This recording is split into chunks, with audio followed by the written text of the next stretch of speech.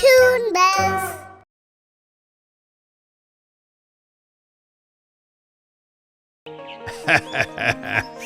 તમે તો બાળકો છો અને બાળકો જ રહેશો.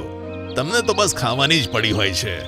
અરે કીડા તો આપણે એક દિવસમાં ખાઈને પતાવી દઈશું, પણ જીવતા રહેવા માટે તો ખેતી કરવી પડશે ને, જેથી આપણે ચોમાસામાં આરામથી બેસીને ખાઈ શકીએ. ઝિલમિલ અને કુમકુમ ચકલીઓ બંને સગી બહેનો હતી. ઝિલમિલ મહેનતુ હતી અને કુમકુમ લાલચી હતી. બંને એક દિવસ ઝાડની ડાળી પર બેઠી હતી. કુમકુમ, હું વિચારી રહી હતી કે આપણે ખેતી કરવી જોઈએ, જેનાથી આપણું ગુજરાન ચાલી શકે અને આપણને ખોરાકની શોધમાં ના જવું પડે. બહેન, તું તો સાચું કહે છે, પણ આપણે ખેતી કરીશું શેની? આપણને તો કંઈ ઉગાડતા પણ નથી આવડતું, તો આપણે ખેતી કરીશું કેવી રીતે? તું તેની ચિંતા ના કરીશ. આપણે બાજ કાકાને જઈને પૂછી લઈશું. તેમને ખૂબ જ સરસ ખેતી કરવાનું આવડે છે. વાત તો તું સાચી કહી રહી છે. ચાલ બાજ કાકા જોડે જઈએ. બંને ઉડીને હરિયાબાજ પાસે પહોંચી જાય છે. હરિયાબાજ પોતાનું કામ કરતો હતો. બાજ કાકા, તમે શું કરી રહ્યા છો? અરે કશું નહીં, બસ ખેતરનું જ કામ કરી રહ્યો છું. એવી દવા બનાવું છું કે પાકમાં કીડા ના પડે અને મારો પાક સરસ થઈ જાય.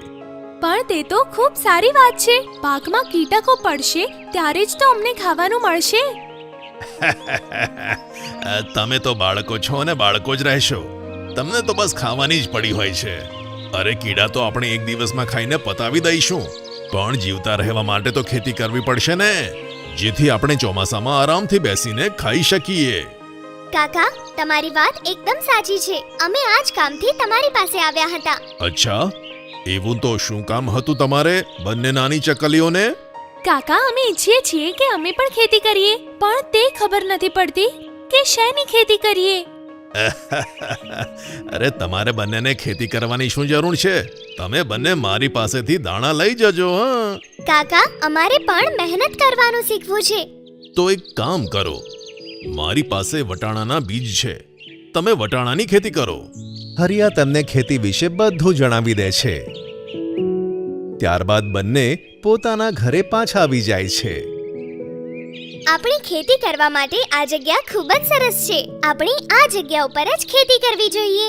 કુમકુમ લાલચુ સ્વભાવની તો હતી જ, તેથી તે કંઈક વિચારીને કહે છે, ના, આ તો આપણા માળાથી બહુ દૂર થઈ જશે.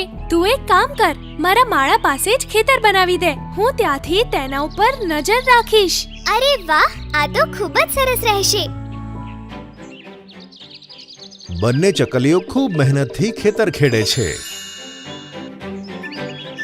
તેમાં વટાણા ઉગાડે છે.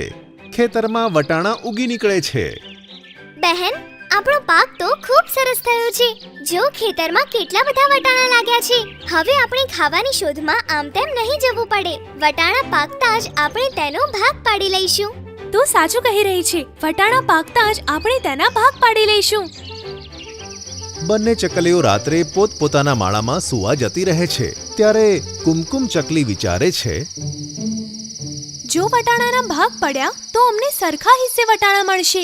તો હું એક કામ કરું કે ઝિલમિલથી છુપાવીને થોડાક વટાણા પહેલેથી જ હું મારા માળામાં મૂકી દઉં. તે આમ વિચારીને ખેતર તરફ જાય છે અને રાત્રે વટાણાના કાચા દાણા પોતાના માળામાં મૂકવા લાગે છે.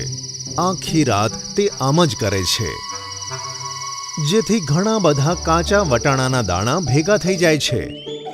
આગલા દિવસે સવારે આપણા ખેતરનો પાક કોણ બગાડીને જતું રહ્યું? એવું લાગે છે કે કોઈ વટાણા ચોરી ગયું છે. બહેન, હશે કોઈ ચોર. ચાલ તું આટલી ઉદાસ ના થા. જેના ભાગ્યનું હશે તે લઈ ગયું. કેટલાક દિવસ પછી બંને ચકલીઓ ખેતરે જાય છે. હવે વટાણા પાકી ગયા છે. હવે આપણે તેને વહેંચી લેવા જોઈએ. હા, તું સાચું કહે છે. આપણે બંને વટાણાને વહેંચી લઈએ અને પોતપોતાના માળામાં મૂકી દઈએ. ઝિલમિલ તેના માળામાં આવીને કહે છે, કેટલી મહેનતથી અમે વટાણા ઉગાડ્યા હતા, પણ ખબર નહીં કોણે ચોરી લીધા. ભલે જે પણ થયું, મને જેટલા વટાણા મળ્યા છે તે મારા માટે ખૂબ છે. કુમકુમ પોતાના માળામાં બેસીને વિચારે છે કે મેં ઝિલમિલને બુદ્ધુ બનાવી દીધી, તેનાથી વધારે વટાણા મેળવી લીધા. હવે મારે આખું વર્ષ કંઈ જ કરવાની જરૂર નથી રહી. તે સૂઈ જાય છે, પણ થોડાક દિવસ પછી તેના વટાણાના દાણા ખરાબ થઈ જાય છે.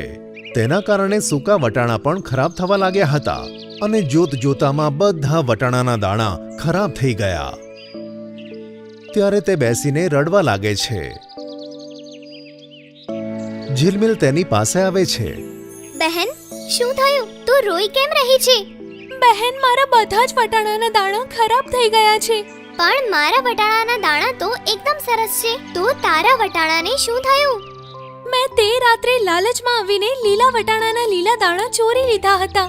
બરાબર પાકેલા ન હોવાને કારણે તે વટાણાના દાણા ખરાબ થઈ ગયા અને પછી તેનાથી સૂકા વટાણાના દાણા પણ ખરાબ થઈ ગયા. મારું લાલચ મને કંઈ જ કામ ના આવ્યું. હું ભૂખી મરી જઈશ. એક પણ વટાણાનો દાણો બાકી નથી રહ્યો. તને તારી ભૂલ ખબર તો પડી. અને હા, લાલચ કરવું જરાય સારી વાત નથી. તું ચિંતા ના કરીશ. મારા વટાણાના દાણામાંથી અડધા તું લઈ લે. બહેન, મેં તારી સાથે ખોટું કર્યું તો પણ તે મારી આટલી બધી મદદ કરી. તેના માટે તને ખૂબ ખૂબ આભાર. કોઈ વાંધો નહીં. કમસે કમ તારી લાલચની આદત તો દૂર થઈ. આપણે ફરી ખેતી કરી લઈશું. અને બંને ચકલીઓ હસતા હસતા ભેટી પડે છે. હાથીભાઈ, મારો દોસ્ત લંબુ જાળમાં ફસાઈ ગયો છે. મારી સાથે આવીને જલ્દીથી તેને જાળમાંથી મુક્ત કરો. હવે બસ પણ કર છોટું. તું પહેલા જ આ રીતે બધાને મૂર્ખ બનાવી ચૂક્યો છે. એક જંગલમાં બે હરણ છોટુ અને લંબુ રહેતા હતા. છોટુને જૂઠું બોલીને બીજા જાનવરોને મૂર્ખ બનાવવાની ખૂબ જ મજા આવતી હતી. એક દિવસ સાંજે જ્યારે બધા પ્રાણીઓ જંગલમાં ફરતા હતા ત્યારે છોટુ જોર જોરથી બૂમો પાડતો આવ્યો. ભાગો ભાગો, નહીં તો મારી જશો. તેની વાત સાંભળીને બધા જાનવરોનું ધ્યાન તેના પર ગયું અને તેઓ તેને જોવા લાગ્યા. છોટુ લંબુની પાસે આવીને ઊભો રહી ગયો. હાથી, વાંદરો અને ઘણા બધા જાનવરો પણ ત્યાં ઉપસ્થિત હતા. શું થયું છોટું? તું કેમ આટલો ડરી ગયો છે? વધુ વાત કરવાનો સમય નથી. મેં શિકારીને હાથમાં બંદૂક લઈને અહીં આવતો જોયો છે.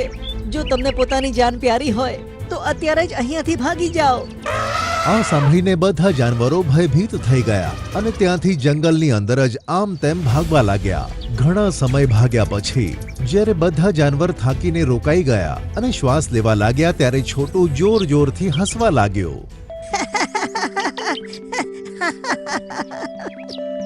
શું થયું છોટું? તું કેમ આટલું હસી રહ્યો છે? તમે લોકો કેવા શિકારીના નામ ઉપર બીને ભાગી રહ્યા હતા. મને તેની ઉપર જ હસવું આવે છે. તો એમાં હસવાની શી વાત છે? શિકારીથી તો આપણે બધા ડરીએ છીએ. તેની એક જ ગોળીથી આપણામાંથી કોઈ પણ એક તેનો શિકાર બની શકે છે. શું તું તેનાથી ડરીને ભાગી રહ્યો નહોતો? હું બીશ તો ત્યારે ને જ્યારે અસલમાં કોઈ શિકારી આવી જશે. આ સાંભળીને બધા જાનવરો ગુસ્સે થઈ ગયા અને લંબુ બોલ્યો. તારો મતલબ શું છે? તું જ બોલ્યો હતો ને કે શિકારી આવી રહ્યો છે. પોતાની જાન બચાવીને ભાગો. મેં તો બસ એમ જ મજાકમાં બોલી દીધું હતું. મને તો હજુ પણ હસવું આવે છે કે તમે લોકો કેવા શિકારીથી બીને ભાગી રહ્યા છો. કહીને છોટુ જોર જોરથી હસવા લાગ્યો અને બાકીના જાનવરોને તેની આ વાત બિલકુલ ના ગમી. એક વખત રાત્રે જ્યારે બધા જાનવરો પોતપોતાના કામમાં લાગ્યા હતા ત્યારે છોટુ બૂમો પાડતો પાડતો દોડતો ત્યાં આવ્યો. ભાગો ભાગો ભાગો, શિકારી હાથમાં બંદૂક લઈને આપણી તરફ જ આવી રહ્યો છે. તેની આ વાત સાંભળીને બધા જાનવરોને લાગ્યું કે છોટુ આ વખતે સાચું કહી રહ્યો છે. તેથી બધા જાનવરો તેની સાથે સાથે પોતાની જાન બચાવવા માટે ભાગવા લાગ્યા.